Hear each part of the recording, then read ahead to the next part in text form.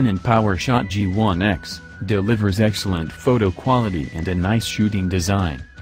What you think about the Canon PowerShot G1 X depends upon whether you view it as a cheap alternative to the Fujifilm X100 or an expensive competitor to a lot of other fixed and interchangeable lens models.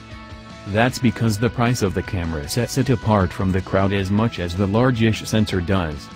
But despite delivering on-image quality and having a pretty nice shooting design, the lens, and to a lesser extent the shooting performance, hold it back from being worth the price.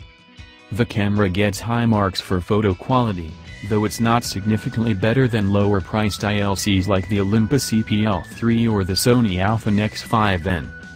One advantage Canon retains over its rivals is the excellent JPEG processing and noise reduction, which allows it to produce extremely clean photos as high as ISO 400 and seriously usable ones up through ISO 3200.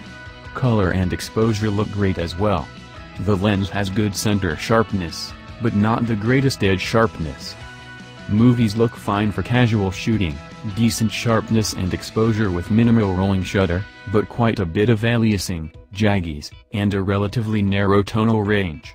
The lens does zoom and focus quietly while shooting, though. For the most part, it's comparable with fixed lens competitors. Unfortunately, the G1 X gets relatively low marks for performance, partly because of its sluggish shot-to-shot speed even slower than the G12's and partly because of some disappointing lens characteristics. It powers on and shoots in 1.9 seconds, which is slow but typical for this type of camera. It takes 0.4 seconds to focus and shoot in good light, and 0.7 seconds in dim, both of which are par for this course as well. But time to shoot 2 sequential JPEGs is 2.4 seconds, rising to a seriously sad 3.2 seconds for RAW.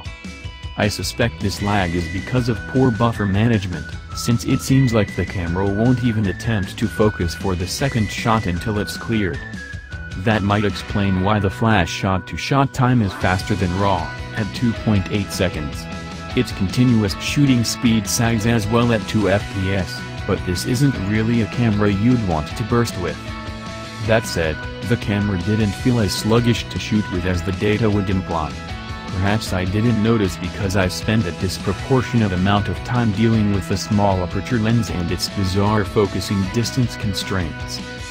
First, I'd expect a wider than f2.8 maximum aperture on an $800 camera. But more important, I expect it to be a lot faster than f5.8 at 112mm equivalent.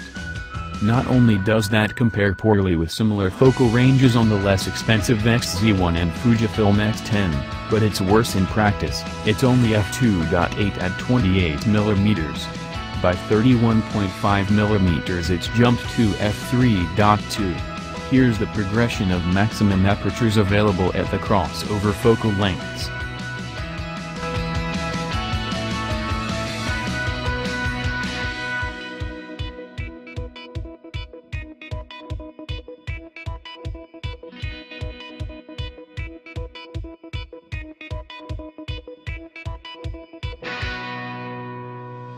What?